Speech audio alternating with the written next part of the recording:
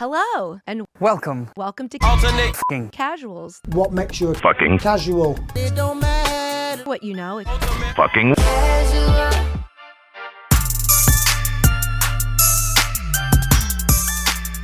Oh, fucking baby. The ultimate effing casuals. Nathan, Isaac, we just saw 315. We're not talking about that one today, as I'm sure you guys know. How you guys doing, though? Good. I'm doing well. Very good. I'm doing well. Cool. I'm still mulling over the gorilla question. Can't stop thinking about it. All right, before we get into this little bit of MMA that we have coming up, we got Cinco de Mayo. It's 3 cards, but we're gonna hold space for Inoue Cardenas right now, and we're just gonna get into Fatal Fury. This was started off. The prelims were New York Fire Department and First Police Department. Am I correct? Yeah. It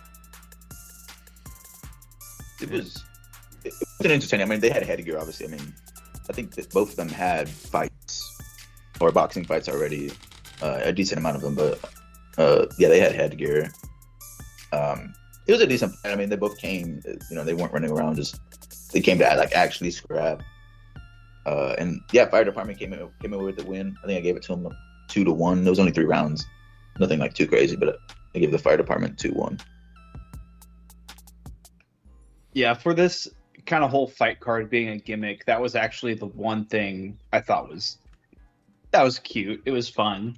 I could see more of that. Yeah, because I mean, it's part of the community. And dude, the firefighter, his trunks were actually really cool. He had the neon yellow stripe all around. Like how firefighters actually have with their with their gear. Those trunks were actually pretty cool. I'll have to look it up. I didn't catch any of those, but they do FDNY versus NYPD. They did it. I think I was there in 2017, and they had some of those fights as early prelims, I guess it would be. They're fine. It's as far as gimmick things go, that's actually a pretty cool one. Yeah, it fits with the Times Square whole shtick. But getting into the fights, Reito Tsutsumi versus Lavelle, what was his name? Whittington. Thank you. This was a good one. Reito is kind of a hot prospect, I think, making his pro debut, or a hot amateur standout that was making his debut. And he looked okay. Lavelle was not interested in just flopping over. So that was good. Yeah, he looks good. Tsutsumi, I feel like it's probably someone to watch out for. I'm not saying he's going to be something crazy, but could be a decently fun fighter in the future. Yeah, I think he'll be all right. You know who wasn't all right? Arnold Barbosa. Oh. Got taken to fucking school. Dude. No. The boy was back. Unfortunate. Barbosa, unfortunately, the timing did not line up. He got a Teofimo Lopez on a night where he was actually good. Yeah, that was a supremely good version of Lopez. It was very similar to the Josh Taylor fight version we saw. Clean movement, clean counterpunching, very intelligent fight IQ. Wasn't sleepwalking through the fight like he sometimes does. I mean, this was peak Lopez. Yeah, he was lining Barbosa up. I mean, really good defense as well. there was only one instance where he got caught, I think, but he survived it pretty well. He fought intelligently. He did really well, man. Very good. I'd say that was a decent performance for Teofimo. Very good. I was really impressed. I was half expecting him to show up like, I don't know, Kambosos version. Yeah. I mean, this is the thing though, like we never know. Like the next fight that Teofimo has, it could be the Kambosos Teal that shows up. So I don't know. But this is how he needs to be fighting. How he fought against Barbosa. This is how he needs to be fighting. Yeah. Speaking of someone needing to fight a certain way, Devin Haney versus Jose Ramirez. I think this was one of the top 3 all-time lowest punch outputs in fucking boxing history. Dude, this was bad.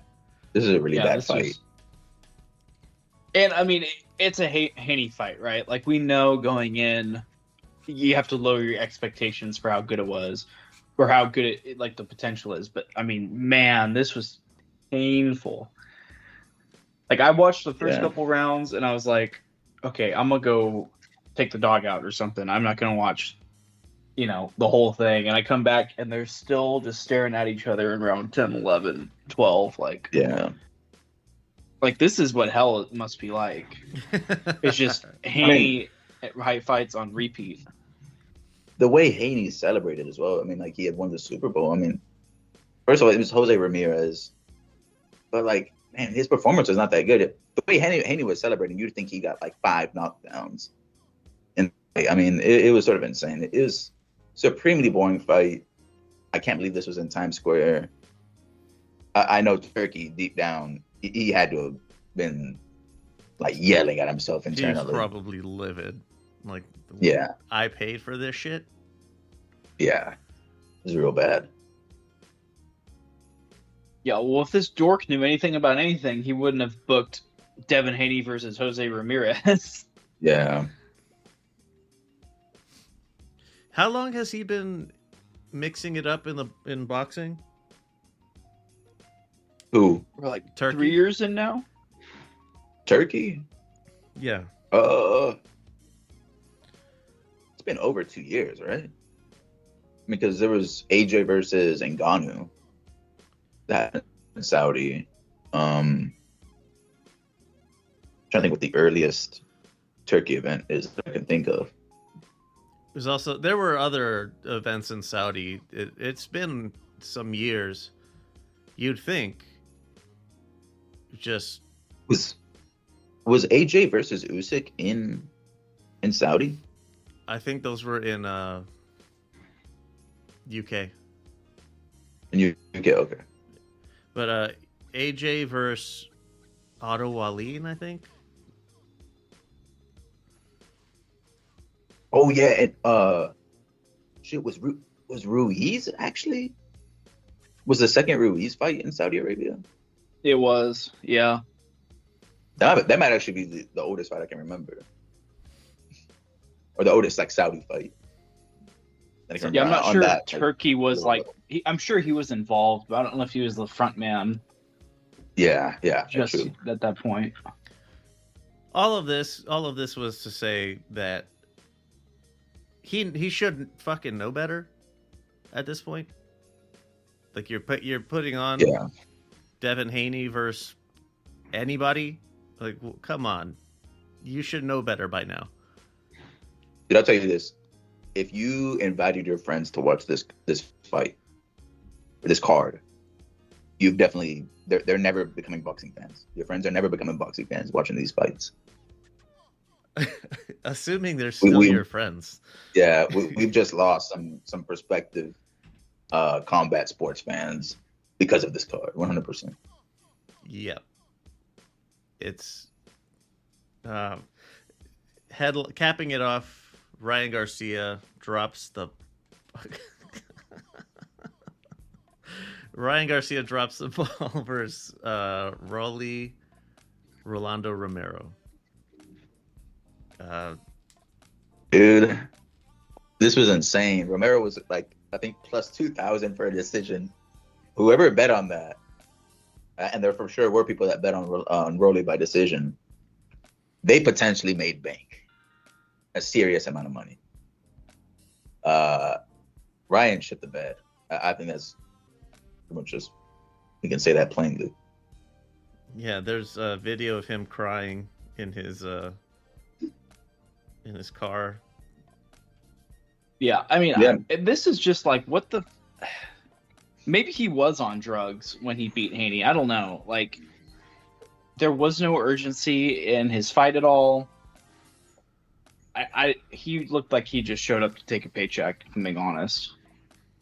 Yeah, I think the whole drug thing, I mean, I believed it before, but I mean, is it the style matchup? I mean, I don't know. Ryan Garcia just looked completely different.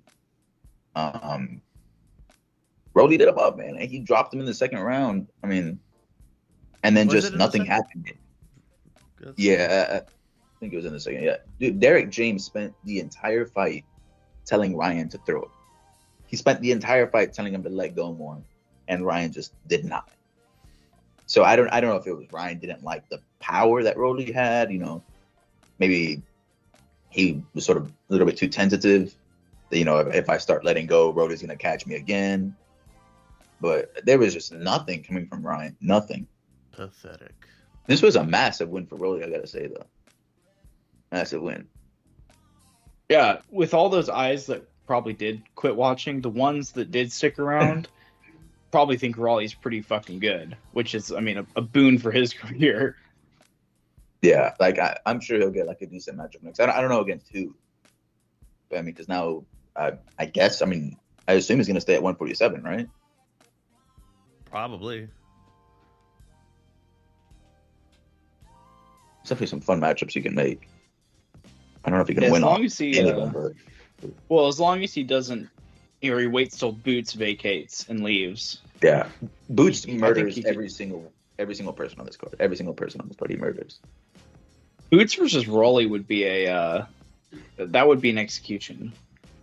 Yeah, Boots versus Ryan, Boots versus Devin, Boots versus Delfimo. He kills all of them.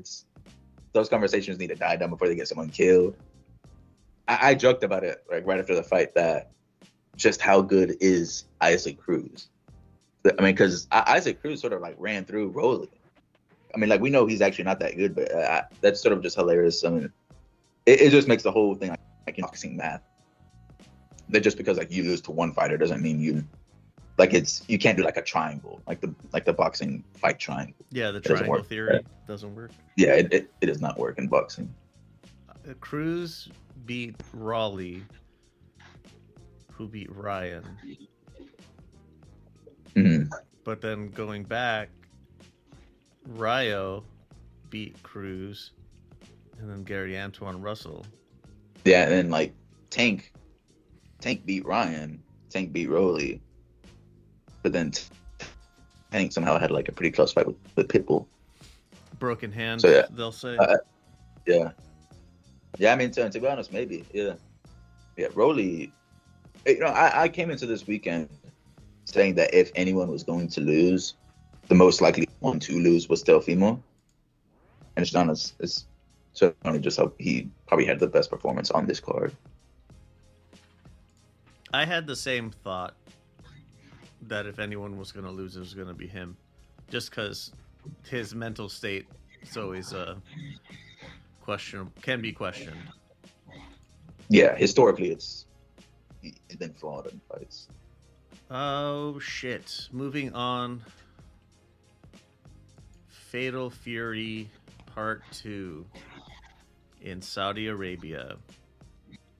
Some good stuff actually going up the card. Marco Verde. He did pretty good in his debut, as I recall. Yeah, first round. He just managed him. I mean, I think it was sort of meant to be. I mean, it's his first fight, so he should be fighting people like this. Brian Leon, I think, also got it done. Yeah, Leon looked good. I've never seen him before. He actually looked pretty decent. Where was he from? I think he's Cuban American. Right. He's like the new age Cuban though. Like it's not like Rigo type Cuban. Like No, they're more aggressive. Yeah, he's David Morrell. Yeah, it's along that same type of like the new generation of Cubans. F.A. Ajagba beats Martin Bakoli by decision. Has to weather So, a pretty hard storm. I think it was actually a draw, a majority decision draw. Was it? Yeah, I 'cause thought I think Martin Bakoli lost. Well, one card had it scored for FA, and then the other two were tied 95-95. I thought Ajagba was gonna win, even though like Bakoli started coming back in the later rounds. I thought Ajagba had banked enough rounds early on in the fight, but it was a draw. Yeah, it was a majority draw. You're right. I thought F.A. Ajagba won. Yeah, I mean, I thought he was gonna win by like 1 or 2 points. I thought he had done enough early, but I don't know. Jaime Munguia gets it done Disgraceful. in convincing Just- fashion. Yeah, I mean, is it convincing? I mean, he won this fight, but he didn't win in the way he needed to win yeah. after what was done. To him in the yeah, last fight. and that's kind of what I was getting at. Like, yeah, he won the decision. I'm not disputing that he won it, but this was a guy that he was like favored to knock out 6 months ago. Like, this is not. You should not be dropping 4 or 5 rounds to some guy en route to a decision. It's just not. To me, it's not a good look, right?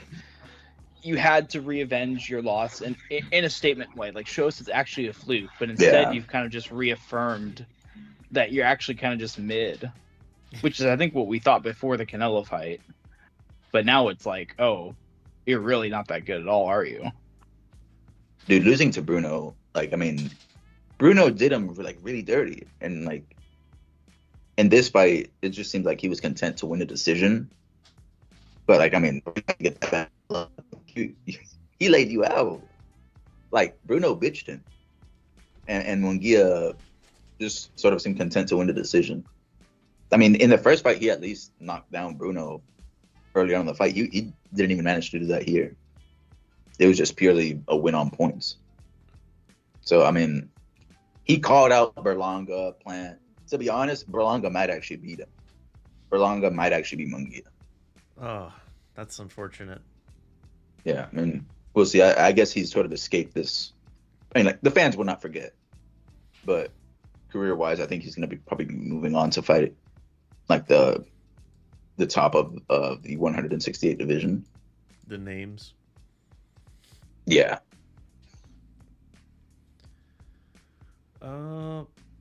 Badu Jack. Versus, I finally figured out how it's pronounced. It's Noel. Not sure how you got there. Noel McKaylian. Michaelian. Yeah, I can't believe this is Coleman. Yeah. I haven't seen Badu Jack fight in years. It's been years since I've seen him fight. Actually, the last fight I saw might have been the Marcus Brown fight. Maybe the Pascal one. I don't remember which one came later, but that might have been the last fight I saw. But yeah, he got the. Was this for like an actual title, or is this like a regular belt or something like that? No, it was for the full WBC cruiserweight belt. Oh my god! So we might actually see like unification with Zurdo or Opetay. Jai. Yep. Damn. Might. All right. Well, I mean, credit to Jack. I mean, he's old as shit, but he's getting his bag still. Yeah, I'd like to see Badu Jack kind of pass this one off and not hold up. Yeah, The I'm sure we'll see unification later this year. Oh, that's right, because Opetay is with Matchroom, and Yeah. they're in league with the Saudis. Yeah, I think we could see it. Although I think both Zurdo and Jai have fights upcoming, so they have to win first. But yeah, things gotta get moving at cruiserweight. Yep. And speaking of things moving, fucking Canelo versus William School. I don't know what to say about it. I don't know what to say about this fight at all. I want Nathan to lead us off on this fight just because he had a pretty good opinion about this, and I might be biased, so we need some like an unfiltered, unbiased opinion here of this fight. Yeah, I mean, it just, I don't know what to say about it. Do nothing fight, man. I mean, Canelo is still supposed to be one of the pound for pound best in the world. And not only is he choosing to fight guys that pose no threat to them, he's not even trying to finish these guys, right? Like I think I said something on Discord before the fight that was like a 12-round decision against Skull is not only sad to think about, but is entirely believable. And that's what we saw. You know, it was like this is apparently the best in the world that is, or one of the best in the world that's going out there, and he's doing nothing for us. Like frankly it's a mockery of the sport. If I may be that dramatic, it is that bad. Like it is.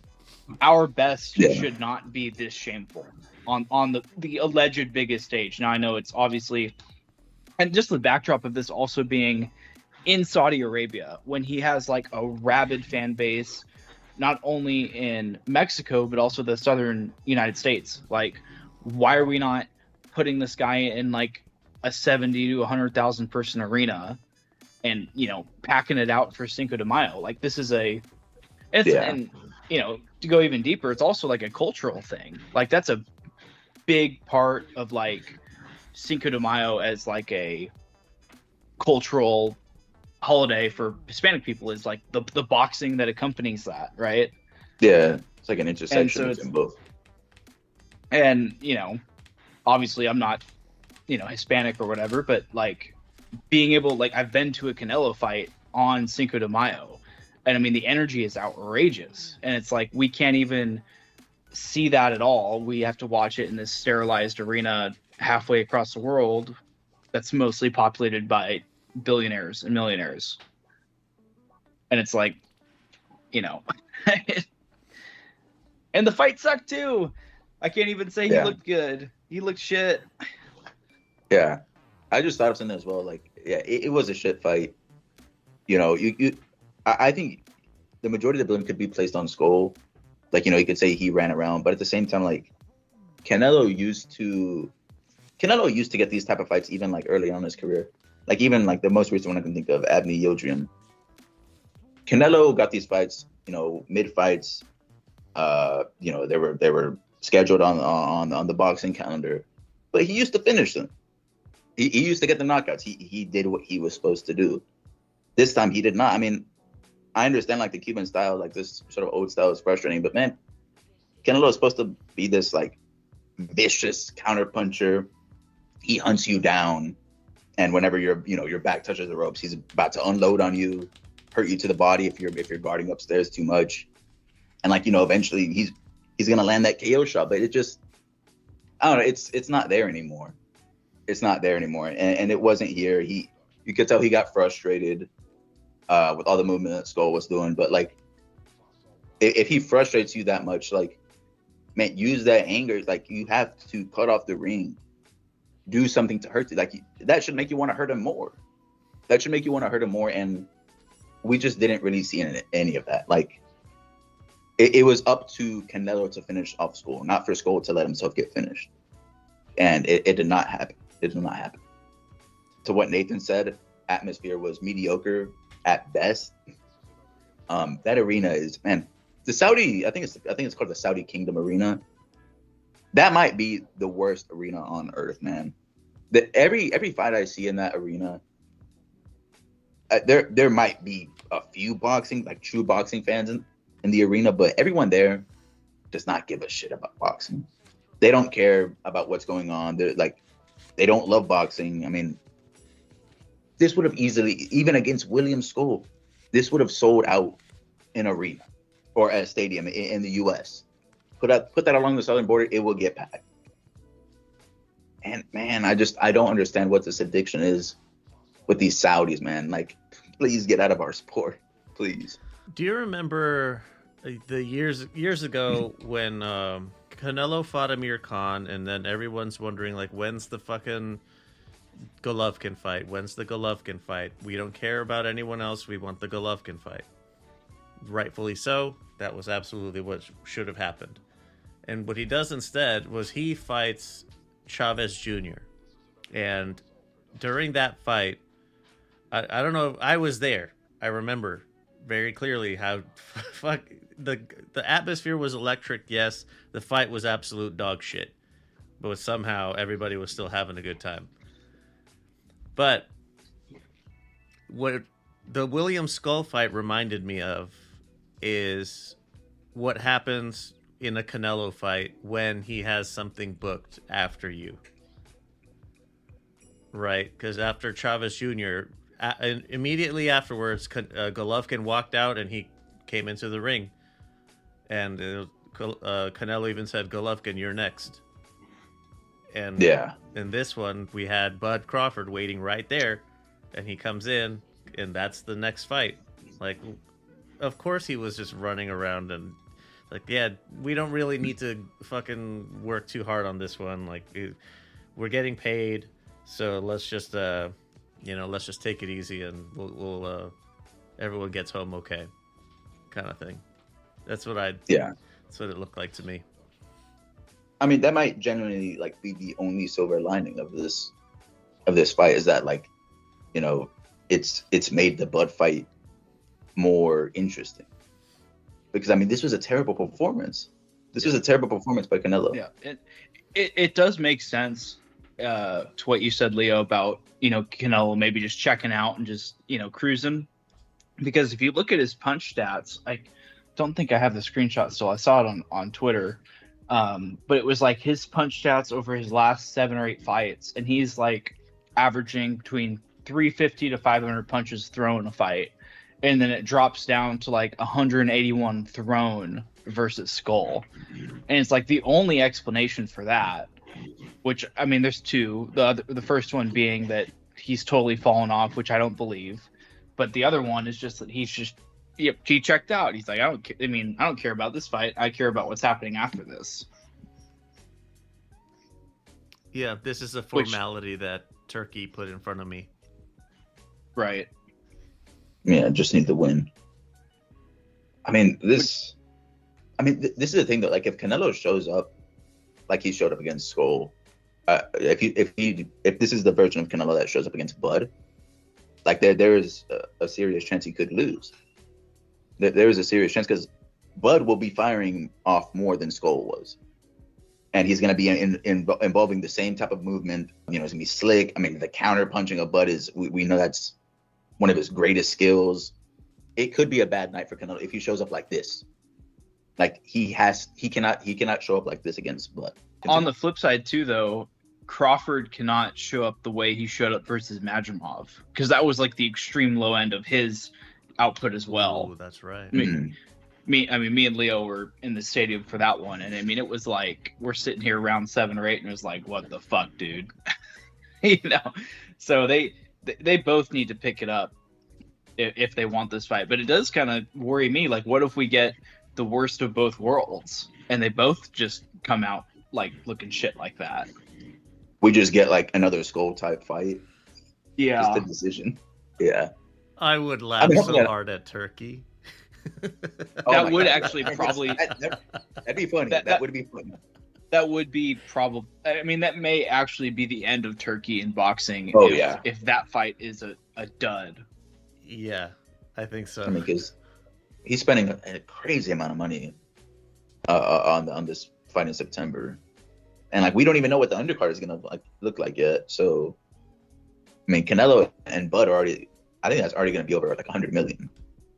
So, I mean, we'll see. But man, I'm hoping both Canelo and Bud. Like, I mean, this is actually a massive fight, legacy fight. Hopefully, it's a good one. Hopefully. I think that might be the end of Turkey on earth. If he fucks Yeah, I was saying like not just in boxing, MBS. yeah, MBS might MBS go is up on not speed going to be dial. happy with him. Yeah. All this money and this is what you give me? Yeah. At the very least, what I will say is that the Bud Canelo fight will be in Las Vegas, so we know there's going to be an atmosphere there. Like That's like fortunate. actual fans are going to show up.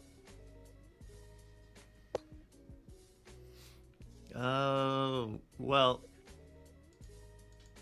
there's one more as part of this weekend, and I'll cut in our stuff right there. That'll be fun. So, let's move into some recaps. Hey, did you know that our little bee buddies are having a bit of a tough time recently? They're really important for so much of our food. Without any bees, we're going to have a lot less yummy stuff. The good news is that you can help the bees while also helping us. Support for this episode is from Project Honeybees. Every purchase adopts a queen bee, who will have her own colony if she doesn't already have one, and she'll be kept in a sanctuary in various places around the world. My adopted queen, who I named Queen Spider, she was found in a restaurant trash bin out back, but the name Queen Spider, that's a story for another time. So if you want to be a bee hero, would that be Beero?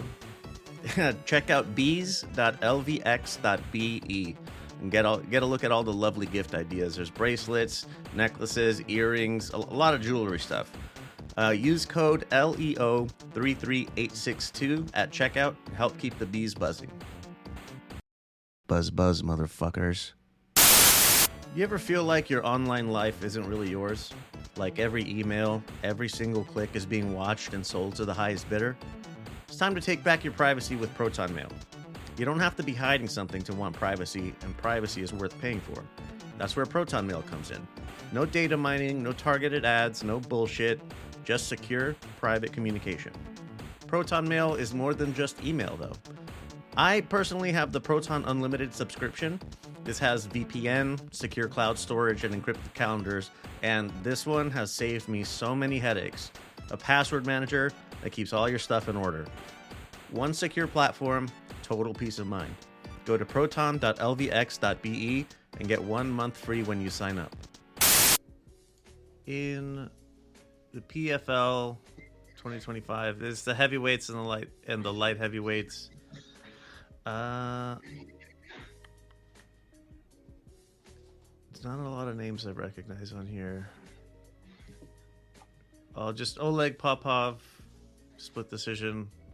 He did not fight Linton Vassell, so it wasn't the rematch that I thought it was going to be. But it's all good.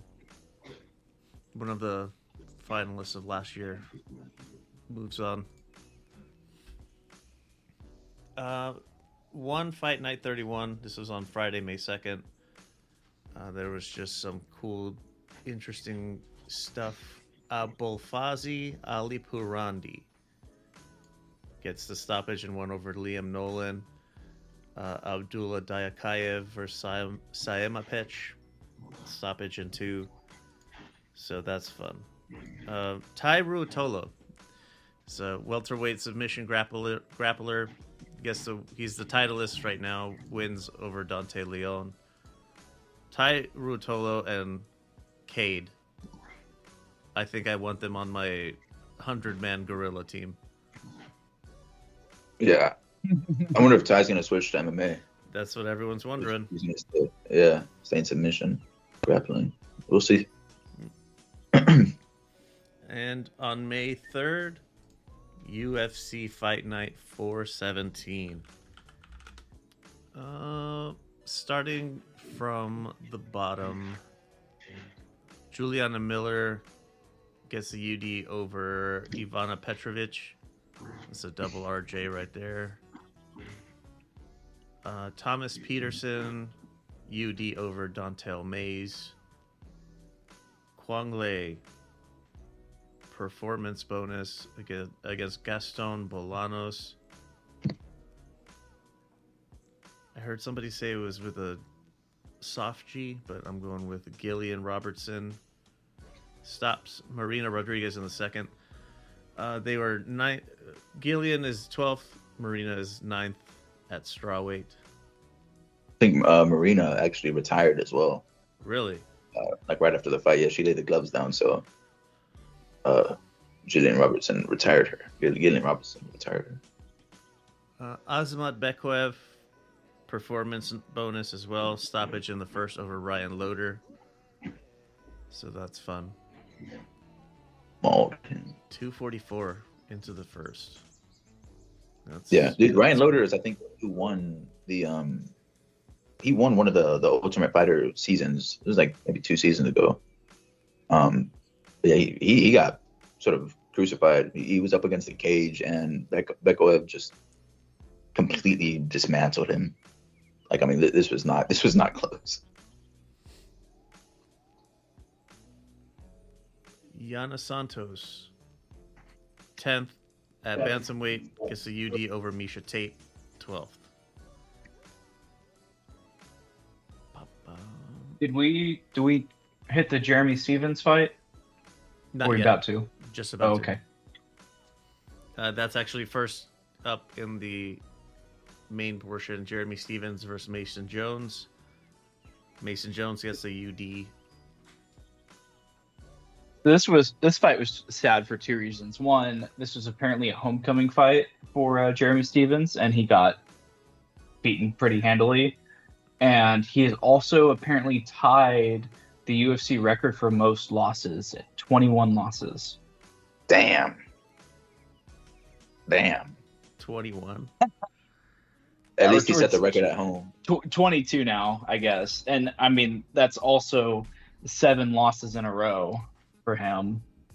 Time moves fast, man. Like years ago, this man was talking to Conor McGregor, and now he's. I mean, this is I think it was a 1-fight deal in the UFC, only because they were going to his hometown. So I doubt he might be going back to BKFC. At this rate, Yada. Yeah. Still talking to Conor McGregor then. Haha. Moving up, Cameron Smotherman drops the ball. Serhii Saidi, I'm going with Saidi. Gets the UD. C-Day. Maybe. I don't know. Montel Jackson, UD over Daniel Marcos. Santiago Ponzinibbio gets stopped in the third by Daniel Rodriguez. Dude, this is a wild KO. Ponzinibbio is like a legit name. I mean, so is Daniel Rodriguez, but I knew this was gonna be a good fight, and probably I think I bet the fight to not go the distance on this fight. And man, D-Rod just, man, his combination that he threw to get the knockout was insane. Ponzinibbio was pissed though. Like after the ref called it off, I thought it was a fair stoppage, but Ponzinibbio was pissed at the ref. But I mean, he got laid out. Speaking of laid out, Rainier de Ritter gets the stoppage in 2 over Bo Nickel. Oh my god! Fraud check. Check. The prophecy is true. Bo Nickel is a fraud, bro. Man, he just did not improve anything since the Paul Craig fight. Just like he looked exactly the same. Like whenever RDR put up resistance and like even came back with some of his own stuff, Bo Nickel was just super uncomfortable in the cage with him. I mean, and RDR, I mean, he has a massive amount of experience in ONE FC. I think he was double champion there. Yep. Elite grappling. I mean, this is some. I mean, I thought that RDR was going to win this. I think we even talked about it whenever we were going through the preview. Like this was going to be a massive test, and I think we agreed that RDR was probably going to win, and he did, man. I mean, brutal knee to the body. And it was multiple. I think it was multiple knees. Through And in Bo the Nickel just sequence that leading up Yeah. to the knockout, yeah. Yeah, and Bo Nickel just like made no adjustments. I mean, bro, he got demolished. This was not close at all. Even on the ground, the first round, RDR was having his way on the ground too. I mean, he's massive. RDR is massive, and with his knowledge of, with his grappling knowledge, I mean, it was just too much for Bo. Way too much for him. Where do you think they go next with Bo? Because That's what I was gonna I mean, ask. they can't really Well, I you mean, can't UFC give him was anyone to pushing rank. him a lot. Yeah, cannot do that. Yeah. I don't know. They can match him up with him. It's middleweight.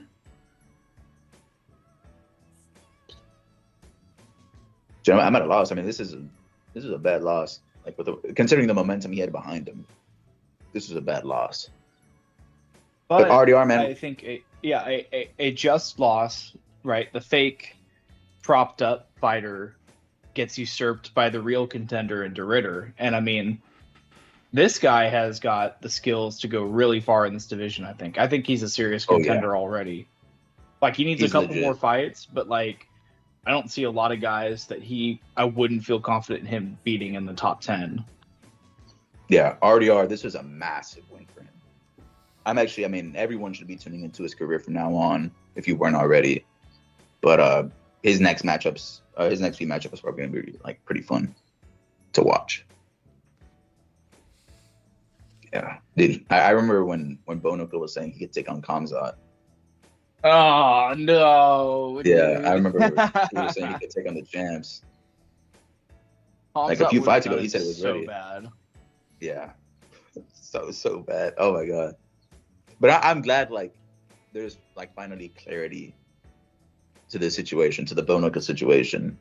Like we now know like where he sort of stands. He's nowhere near being ranked at the moment. I don't know, man. He's gonna have to go and prove himself now. It's a brutal loss. Maybe he should take the Chase Hooper route, learn how to strike better. Yeah, honestly, yeah. I mean, because we know he has wrestling, but he has to, like, you can't just like do wrestling. This is not like 2005 in the UFC.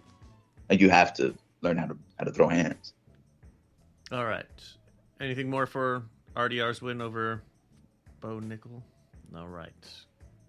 4th rated bantamweight beats 5th rated bantamweight. Corey Sandhagen stops Davison Figueiredo. What in the second, towards the end of the second, what has there been any news on what happened to his leg? Because he looked like he took a serious injury there. Yeah, I haven't seen anything, but I mean, all signs point to his knee. I think it was his left knee. Yeah, I think so. I mean, at least that's what he was pointing to, at least. So I'm not sure if it was like a ligament or what happened. But yeah, it sucked though. I mean, Corey was dominating the fight. The first round was a massive round for Corey. He got near a finish even with the ground and pound that he had. But I mean, I don't know. It was just sort of sad to see it end in an injury, sad for Figgy. But yeah, I mean, Corey did his job. He looked really, really good on the ground too. We know his striking is good, but he looked really good on the ground and the wrestling. He was not content just to lay on the ground. Yeah, and that also wasn't just a fluke injury though either, because at the time it happened, like he was trying to go for, or Fig was trying to go for a leg lock, and Sandhagen got him to a position where it's like, okay, if you hold on to this, you know, you're at risk of tearing your knee up. And, you know, Fig didn't let go until it was too late. Yeah. I mean, they showed the replay as well, and it was sort of weird. Like, Corey, his body drove into the knee. Like, the knee just looked in a really, like, awkward position, like you said. I mean, I guess it's just one of those things that can happen whenever you're grappling. Mm-hmm. Definitely unfortunate for him at this point in his career. I mean, that could, if he, like, tore an ACL or anything like that, that could be career-ending at his age. At this age, for definitely. It's not good. This is not a good sign, yeah. And which is sort of sucks as well, because he was having a pretty decent run at 135. Yeah, I agree. He looked a lot Cheeto. more comfortable at the weight class. Yeah. It sucks. I mean, he's done a lot in the sport already. But yeah, just sort of sad. If this actually is the end, like, it's sort of a sad way to go out. Obviously not his fault. But it's not entirely his fault. What could be next for Sandhagen? Dude, I think a title shot. You think so? I think a title shot. Yeah. He said he would be willing to step in as a backup for Merab Sean, which I think the UFC will probably do. But I think after Sean and Merab go at it, Sandhagen might get the winner. Either that, or he'll fight Petr Yan as a number one contender fight. To be their first fight was tremendous. So I'd absolutely be down to see that again. Yeah, there's not a whole lot of else. Didn't Umar and already fight Sandhagen? Yeah, Umar beat Sandhagen. That's right. Like that was actually his last loss, but Umar just lost to Merab as well, so you can't exactly like put him back in the shot. I think Corey hasn't fought Merab, so it's at least like a fresh matchup. Yeah, that's what I was looking for, is fresh matchups. Anything more for this fight night card?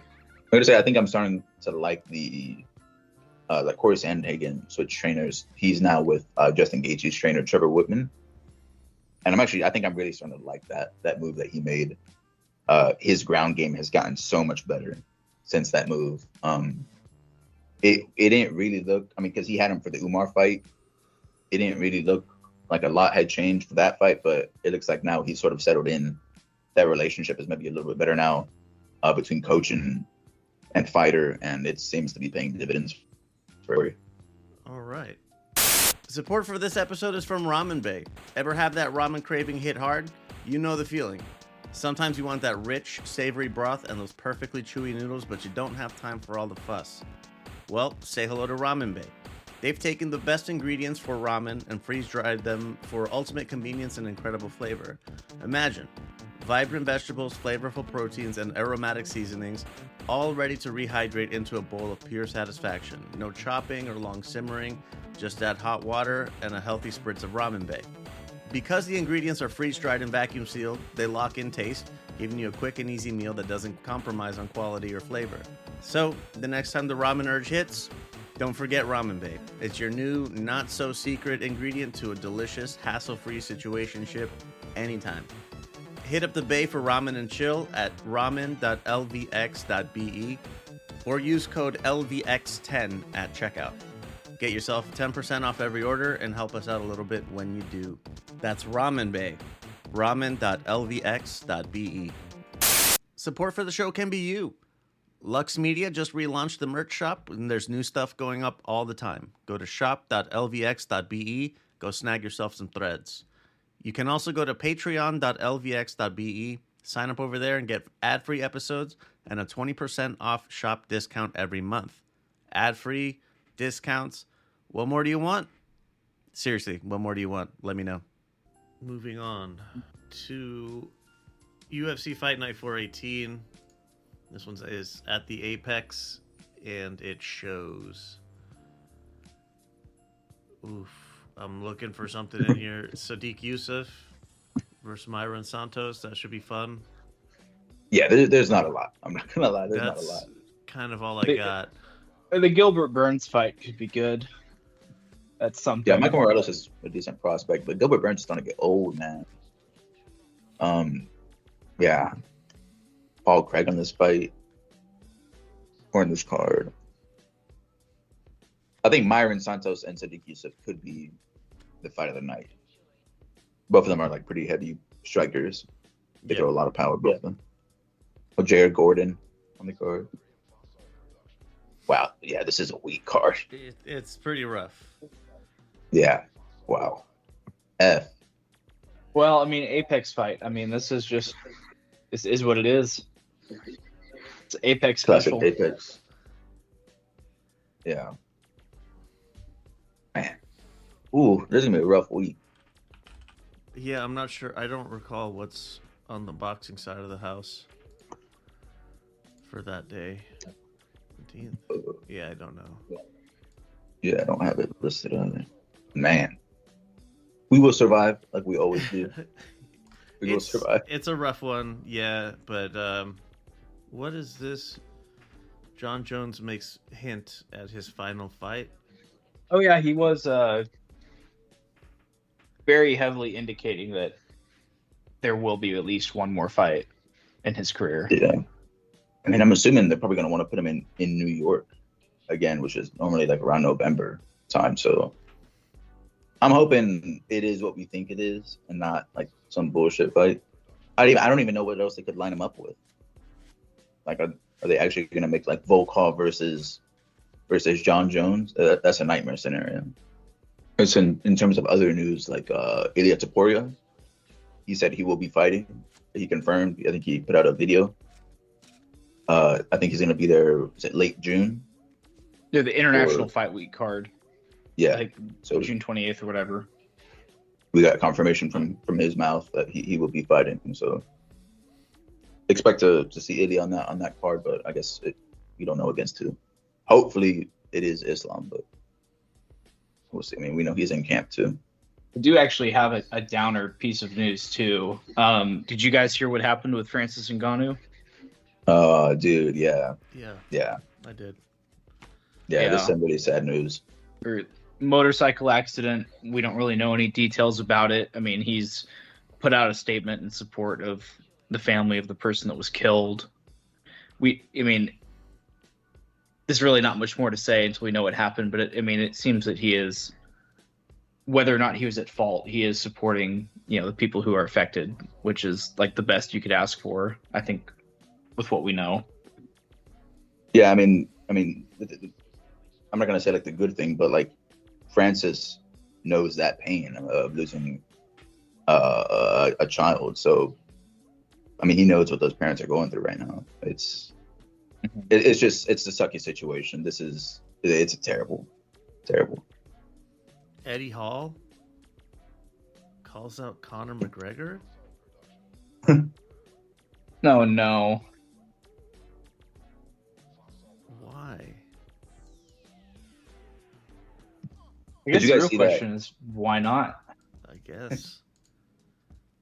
Did you guys see that Yuri Prochazka was at the Ryzen event? Like on one of the opening, like he was hitting some drums. I think Mark Coleman was there too. Really? They were in like these thongs. Yeah, let me send the video. What the fuck? All right. Yeah, this is something Yuri would do for sure. Congrats to him. I guess. Mark Coleman. Mark Coleman, he looks so weird, but this is legendary.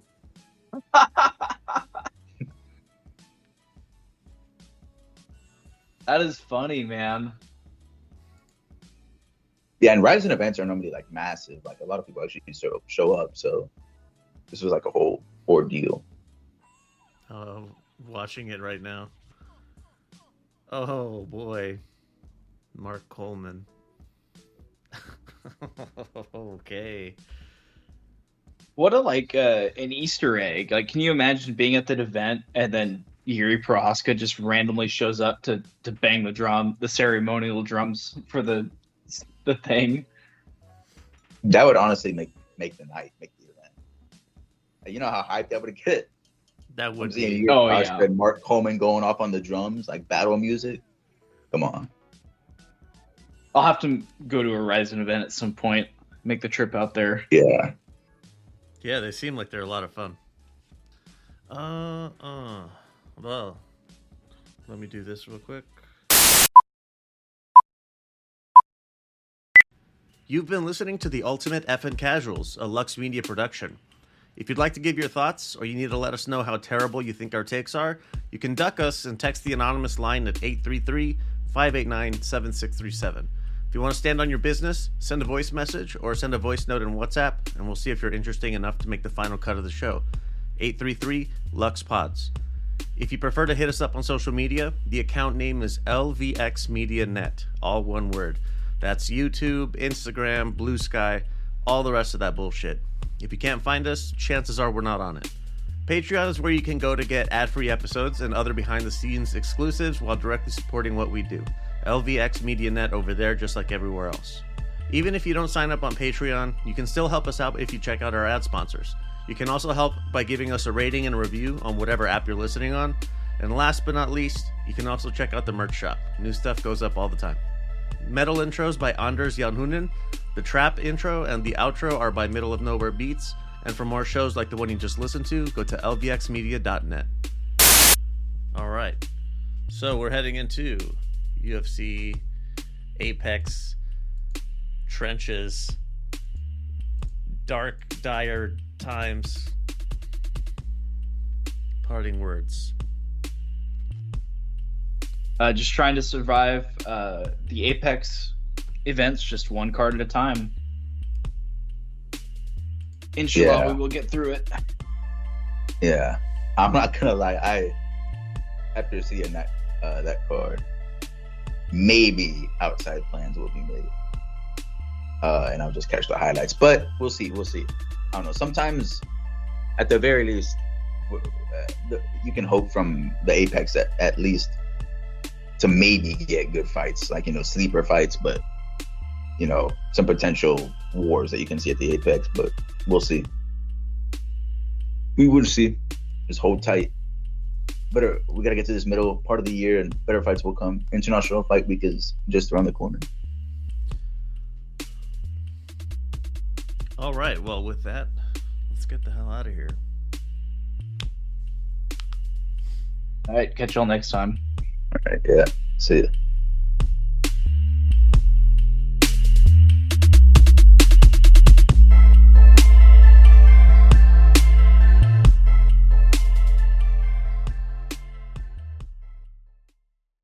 Restart. All right. The one and only Alex. Why would or why should an MMA fan try boxing? Why should they watch it, start following it? And most importantly, why would that lead them into wanting to listen to boxing B-sides? I got a question for the audience listening to this. Do you like Aljamain Sterling fighting? Do you like the way he fights? If not, or if you do, keep watching it MMA.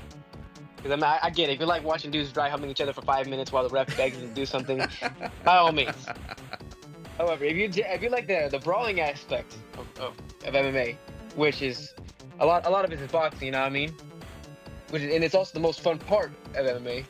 And boxing's just for you. If you want real violence, precision, and non-stop action, you gotta watch boxing. You gotta tune in, because these guys aren't just talking on the mat. They're standing toe to toe, dodging punches by the damn millimeter. You know what I mean? And delivering like the knockout power that leaves dudes twitching on the canvas like Osleys. I got to throw him in there. I'm sorry. I got to throw my boy.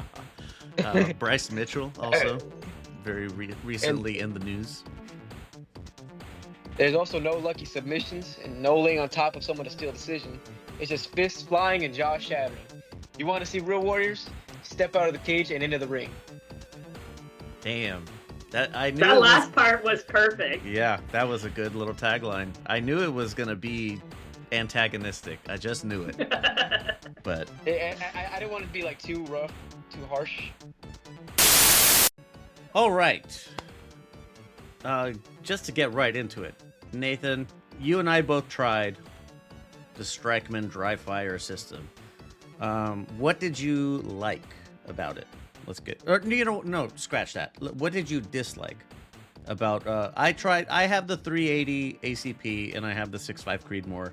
What did you test out and what did you dislike, just to start off?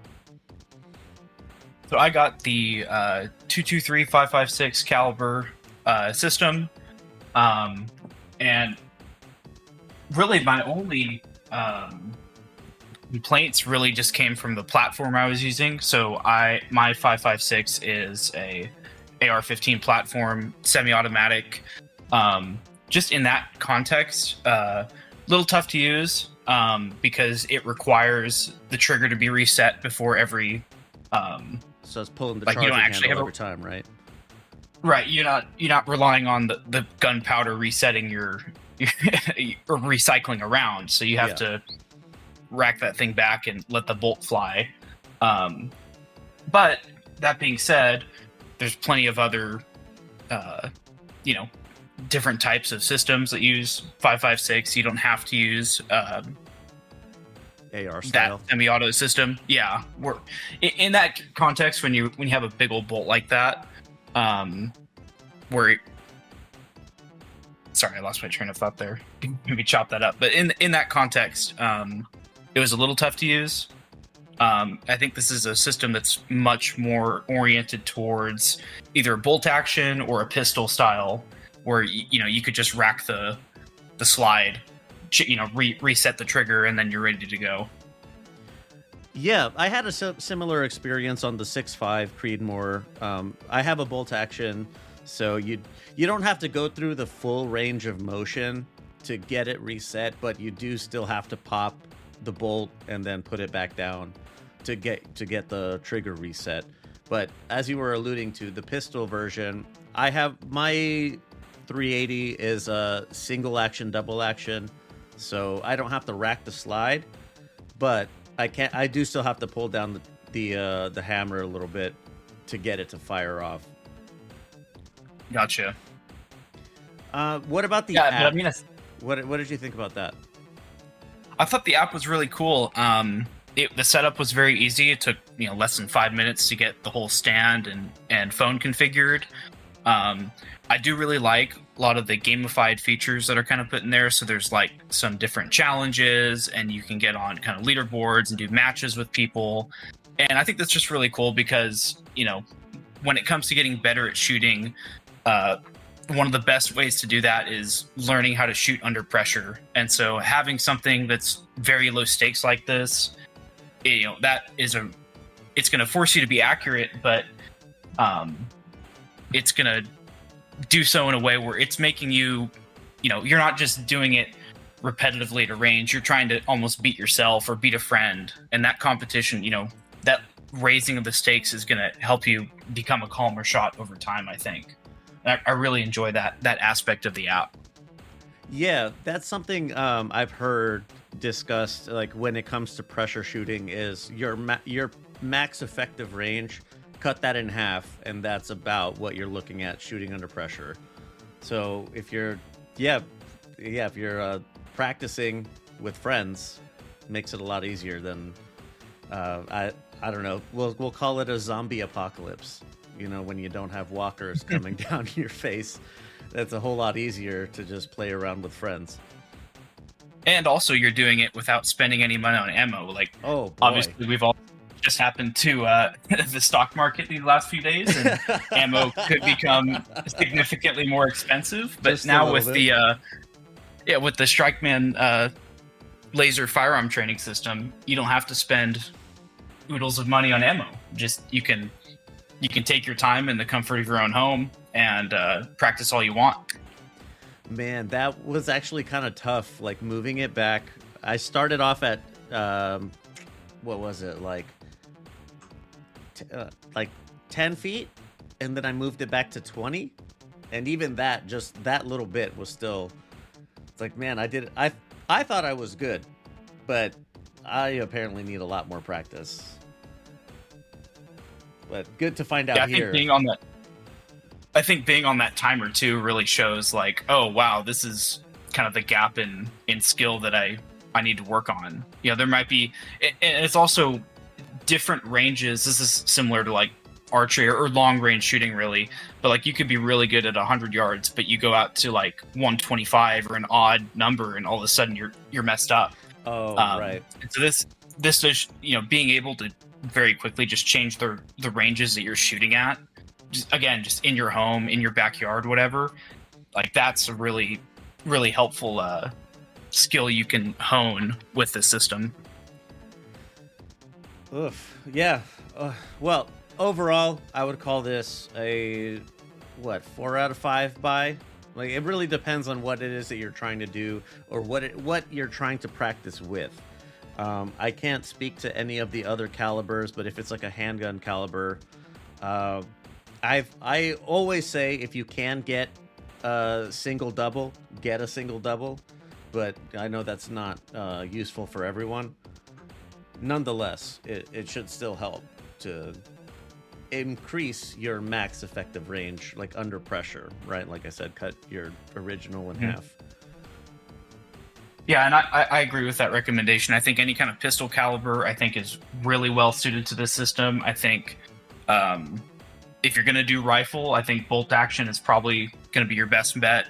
But yeah, definitely concur with your assessment on its usefulness as a pistol training tool, which I think is, if you look at, I think that's what they're aiming for. Yeah, I think so when too. they were marketing this. So I think they did well there. I think they have shotgun gauges as well. Like that's kind of wild.